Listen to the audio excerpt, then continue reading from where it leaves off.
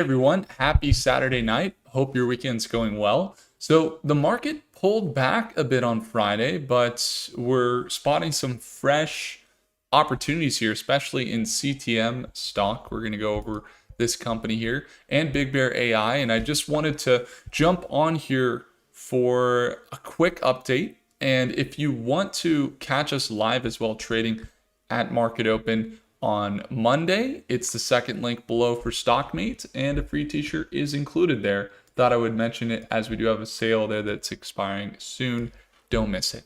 Let's jump into it. So CTM stock, we're watching some levels here as the market cap continues to increase. Definitely watching not just the AI markets, but really the defense markets right now. A lot of reasons why we're focused over on the defense sector. So we're going to jump in here. How's everybody doing? Everything going well? Here. It is Saturday afternoon. Cool. All right. So Biggie's here. What's going on, Biggie? How are you doing? Just doing well here. I think I just went to the gym a little while ago, and then we're going to be going to, I think my wife and I are going to enjoy some steaks tonight. ASM, please, says Drilly. We can take a look there real quick. Shanto, hi. Robin, hi. What's going on? Benji, good morning, or good afternoon, excuse me. ASM, EVX. All right, let's take a look. First one is CTM. CTM stock has some levels to be watching closely. We do see them start to build market cap from last year into this year from about 20 cents a share up to now $1.16. They are still kind of a penny stock, so I would urge caution, but they have found support levels at about $1 a share, steadily increasing market cap. And then next level, if they can hold this $1.15 support here that they recently pulled back down to, we'd be looking for a margin for profit of about 5 to 15% back up into that $1.35 range. So we're going to be watching CTM on the technicals there that maybe it holds that $1.15. We have long-term positions on CTM, but we might end up taking some shorter-term trades this week there as well.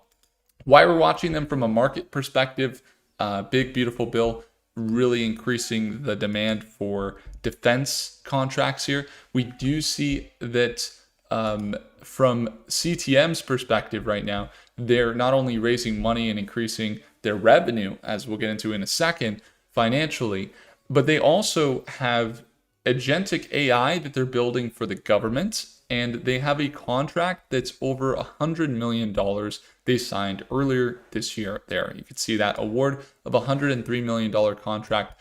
It's related to naval air systems for what is software, surveillance, intelligence, and things like that. Then you look at the financials there for CTM. They're at, again, $106 million market cap. So they do have some deals larger than their current market cap, as we mentioned. They also recently could be considered, we saw some articles come out in StockMate, which is our community, where they could be considered for what would be part of a $200 million contract that they have the ability to handle as they've recently taken on more government contracts. Now, when we look at their revenue, it's been increasing year over year and increasing quarter over quarter. So look at that annual revenue increase year over year. And then this quarter, their revenue's up 21% year over year from the previous quarter up to 14 million. And balance sheet, meaning their total cash assets that they have, is all-time high right now at 43 million when they've reduced their liabilities now to basically 11 million. This is very financially disciplined balance sheet. That's why we like them. They're $100 million market cap, so they have risk. But when you look at the balance sheet, they have total assets up 47% year over year, and their liabilities are down 32%, which is good for their financial health. So again, we're going to watch that support at $1.15, see if they can hold it as they're currently at $1.16, and look for a jump potentially up into about $1.30, which would be a 10 to 15% margin for profit. Now, if they can't hold that $1.15, next level of support on the conservative side of things would be this level here at about $1 a share. So we'll see how it goes at market open. We'll be watching it closely to see if the opportunity presents itself. Now, Benji, what's going on? Benji, Elvis, Redwire, Lunar, I love it. We're going to keep it slightly brief, and We're going to jump in really quick just for technical side of things. We're going to jump into Big Bear real quick. So Big Bear, we saw it sell down, and it was in a very consistent uptrend. You can kind of see, with the exception of these horizontal lines, which might make it look confusing, you can find that it was in this very consistent uptrend, finding higher support, higher resistance, and see that just very consistent trend. I know there's a lot of lines there, but then you see it correct back down, breaking trend, holding below that EMA, and now in this kind of bear trend down to this previous support at $6.50. So it's currently at 673. It did bounce that on Friday, looking to bounce and make another recovery and breakout potentially up to that $7.25 range if it can really hold that 650 that it hit on Friday. Now, we were just looking at the earnings for this week. I was just jumping in inside of the Mercatus team, some thumbnails over here from Yoga, and he was sharing with me our exciting earnings for this week, and we jumped into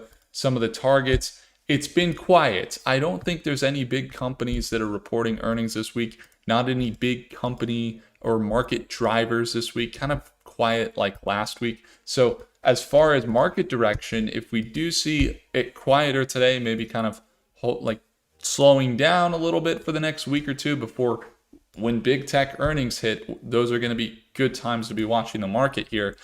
That this level here on Big Bear AI down to 650, we'd like to see it hold.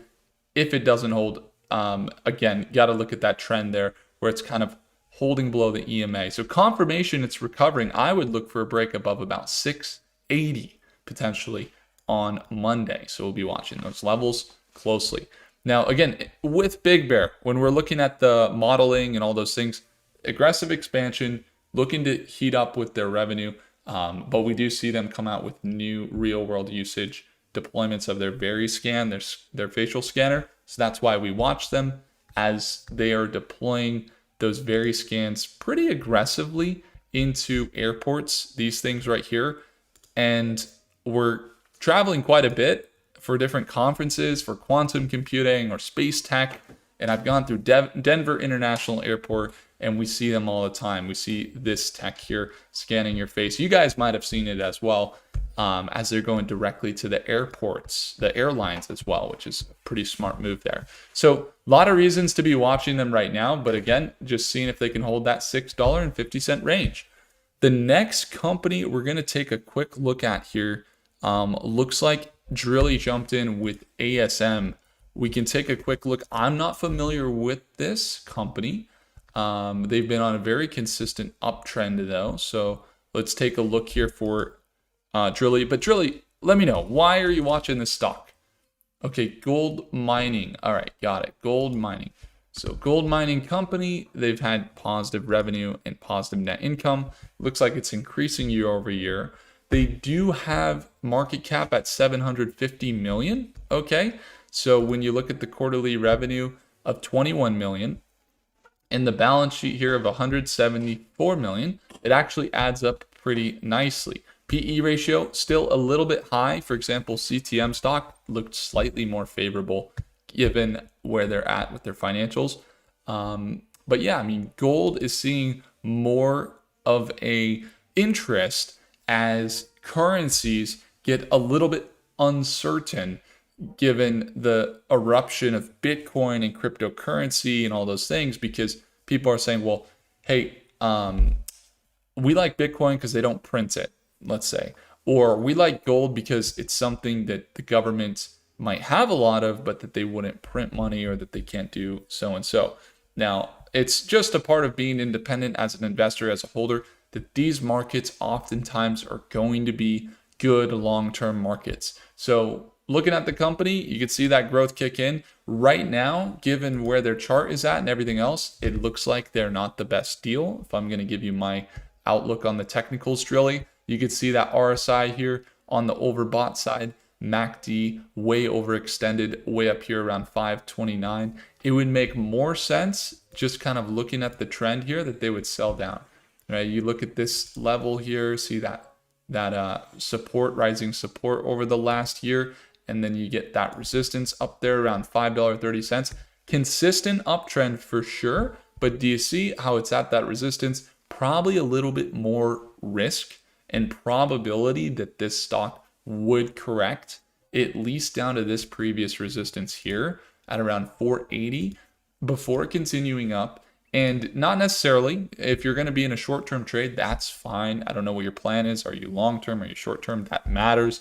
If you're short-term, maybe you have risk management. You can buy anytime as long as you have a plan. Same thing with the long term. You could buy anytime as long as you're just going to continue to add and you don't care. It's like 3 years, 5 years from now.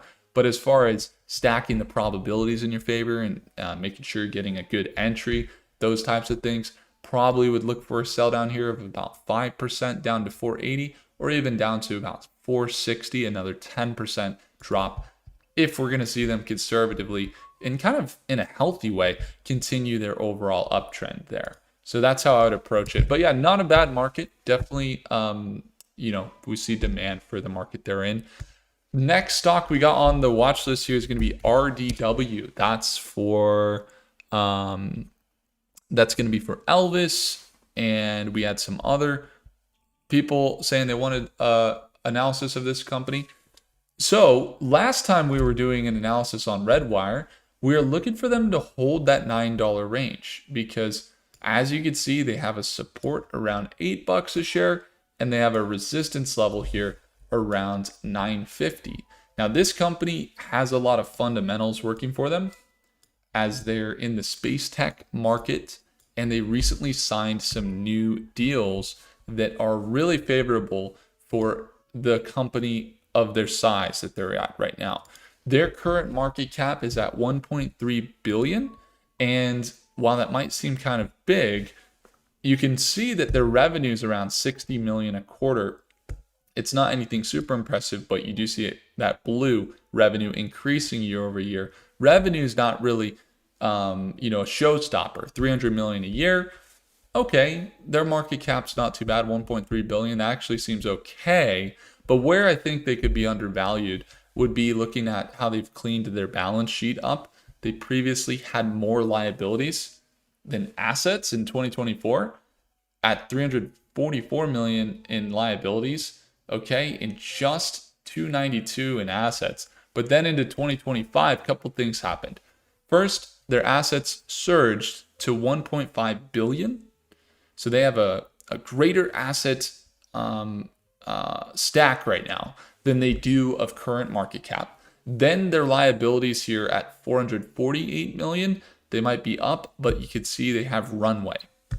So from a technical side, I mean, let's just say here, they're looking like consolidating from left to right, looking to reverse and continue this overall direction we've seen over the last year, where they've been building their market cap. I think most Redwire investors like the financials. They like where Redwire is going, but it's just taking some time to kind of materialize. We know just in the last month or so, they've signed some new deals in the $10 to $30 million range. And then on top of that, why it's good for them, I think long-term, they also are part of this iSpace US lunar expansion mission. Basically, they're one of 14 prime contractors in a $2.6 billion deal with NASA. And that is essentially going to put them probably seeing some contract values. I mean, just on average, a minimum of probably about $100 million to $200 million in contracts. So I think that would make a lot of sense for them to, again, continue some of this uptrend, probably see them in a $10 to $12 range from here, which is about a 40% increase. And then at some point, I'd imagine they're a $15 to $20 stock, which would be an 80 to 100% range. Now, it's not just speculation. Again, we're looking at the market cap, seeing how it's lower than their current assets. We're looking at their revenue, seeing how it's increasing year over year by about 24%. The only strange thing about the company is that they do have slightly large institutional holdings, which could mean they do face manipulation. And we've seen that in the past where they've really rocketed up and then sold back down and rocketed. So it's kind of a roller coaster stock right now. But I do believe in the long term, they'll most likely balance out just based on all the market value they're providing and how they're staying disciplined with their balance sheet. Cool. So We got room for about three more. Okay, three more we got room for. First, so Drilly said Redwire, or Elvis said Redwire and Lunar. Drilly said EVEX. Alexander's here, says Resolve AI. I got a feeling something's about to happen. Any thoughts? Interesting, Alex. We got tomorrow, we have some releases going out for targets inside of Stockmates. So I know, Alec, you are a part of Stockmates. So if you go in Stockmates tomorrow and you go for the exciting earnings that are coming out for this next week, you'll find that there, if I'm not mistaken, when we were putting together the reports today for this next week, I believe Resolve AI is reporting earnings this next week. So I think it's a quiet earnings week, but that we have Resolve AI is reporting earnings. So it will be one to watch, and we'll actually have some stuff come out before the trading week. So you'll get some insights before market open. Just thought I would let you know, Alexander, that's on the way. So again, Redwire, we're going to watch between the $7.50 and $10 range. Looks like they're kind of correcting back down, potentially selling down back to that $8 range, unless we see them potentially continue some of this direction, maybe hold above that moving average. You can kind of see they bounced down to the moving average, and they're trying to potentially establish a support here at about $8.50. You can kind of see those levels there just over the last few days. They kind of have bounced down and found support around 850. So maybe they are able to bounce this, and then on Monday we see something like this, a 5 to 6% increase, maybe more.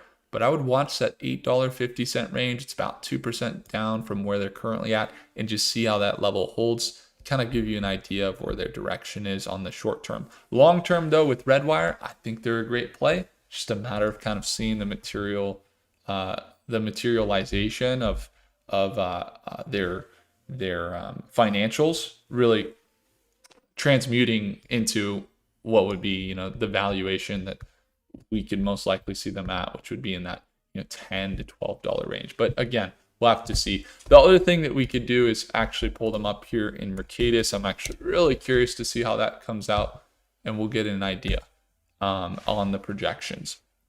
All right, so the last one, and we can go over, Veritone and NVTS. Oh, there's such good ones there, PR. Man, I wish I started the stream just a little bit earlier for some people to get in here so that we could have even more time. However, the value that I want you to get to is that we'll still be doing a session tomorrow at Sunday nights, our Sunday stock talk, which we do every Sunday night. So I'll go ahead and write down some of these tickers. So even if you can't tune in tomorrow, I know NVTS has some demand for analysis, and then Veritone, definitely seeing that as well. I'm sure we'll jump into those. And also that one, Biggie IREN. I know that's a data center play. You guys got some great plays. Awesome stuff. So you can see, over the next day or so, Redwire's got some projections green.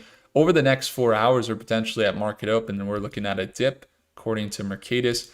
But over the next 6 months, again, kind of aligning with what we're talking about, getting up into that 6 to 10% increase.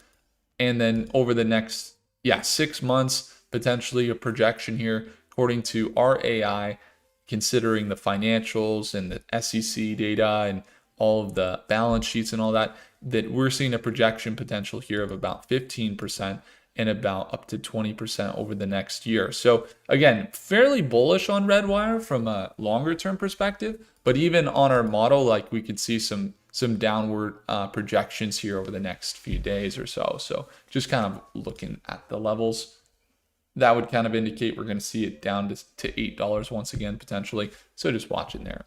Now, when it comes to the final one, we're going to go over RZLV. Okay, so yeah, they got earnings this week. We'll go over them tomorrow. And the last one we're going to jump into was LUNR.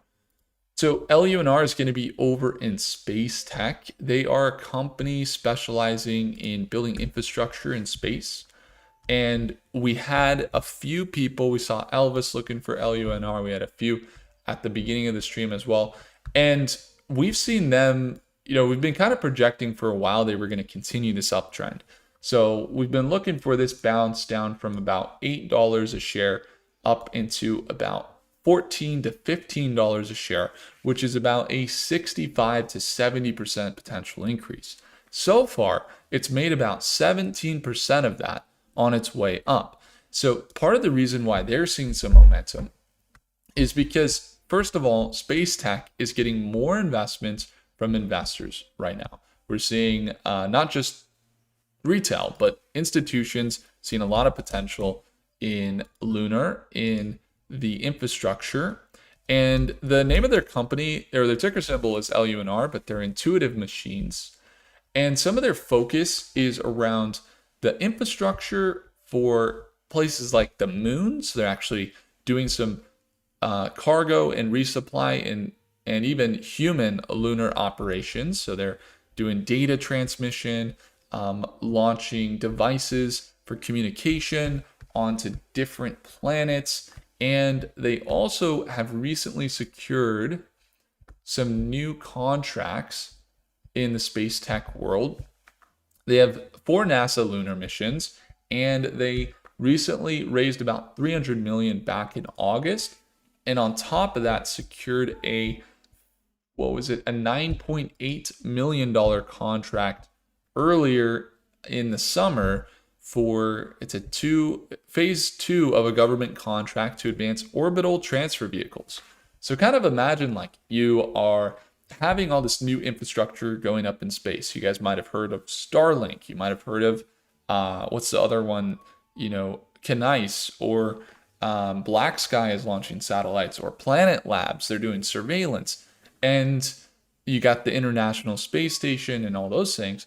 You're going to be looking at transference of goods from satellite to satellite, from space station to space station, kind of the same way that's like, when humans were expanding, like we, figured out how to do a trail so that it would be easier to make it from one point to another point, or even more infrastructure that was really advanced for humans back in the day was trains. Like, how can we build a train from this point to this point? Now, we're doing hyperloops or super fast trains or Teslas that drive themselves, or I guess airplanes as well, right?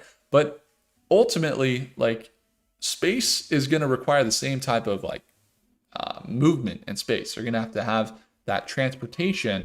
And so this company specializes in that, orbital transfer vehicles. And they're getting some contracts with NASA as a result, and also through government defense contracts and working with commercial companies. So as far as the market cap goes, they're at 1.8 billion. And you could see annually, they've had some volatility, revenue getting up to about $250 million. And currently in 2025, they're on track to do somewhere around $250 million, with net income starting to look a lot better. Balance sheet, they have plenty of runway at $500 million in assets with just 184 in liabilities. So they're in a good spot. Lunar is on an uptrend, and we're going to be watching here to see if they can continue this level. There's a previous support level we're going to watch, and it's right here. It's kind of like a resistance and a support at around $10 a share, which is where they're at now. We'd like to see them hold that level, probably retest, and then make that run, continuing in the bullish direction. So up to around $13 to $15 a share would be kind of our targets for LUNR. So they are continuing the trend, just kind of watching to see that they hold that $10 price point and how they react at market open, as they did have a nice green push up this Friday. And also we saw, again, a $10 million deal they recently signed just over the last month or so. So that was good. So thanks so much for tuning in, guys. I appreciate you all. LUNR is one we're watching. We're watching BBAI, CTM. We're watching quite a few. if you guys ever want to see, all of our stocks we cover, robotics, quantum, AI defense, drone tech, data centers and AI companies, quantum is a big one right now, then of course, feel free to tune into our live sessions in Stockmates. We have our daily live trading in the second link below. And if you guys enjoyed, make sure to smash the like button. If I earned it, do consider subscribing. I'll see you guys in the next video. Thanks for tuning in. And thanks, Alec. Thanks, DC. Benji. Appreciate Drilly for tuning in. Robin. What's going on, Shanto? I always see you here. Thanks for tuning in. Alec, thanks for tuning in. Hopefully the machine is going great. I look forward to our next conversation. Asia Leo, what's going on? We'll get GRR next time. Thanks for tuning in. Appreciate you. PR11, thanks for tuning in. Steven with the peace emoji. Always good to see it, Steven. Cheese RZLV. Yeah, Wednesday AM earnings. We'll be watching this upcoming week. We'll have some targets coming out in Stockmate for that. So again, if you want those, you can feel free to take a look. Bro, you don't even know. Username says, Will, did you do BBAI already? We covered them at the beginning of the video, right after CTM. So hopefully that's good. You can go back in the video. And appreciate you all. DC, thanks for tuning in. And I'll see you guys in the next one. Take care, Elvis. See you. Bye, guys.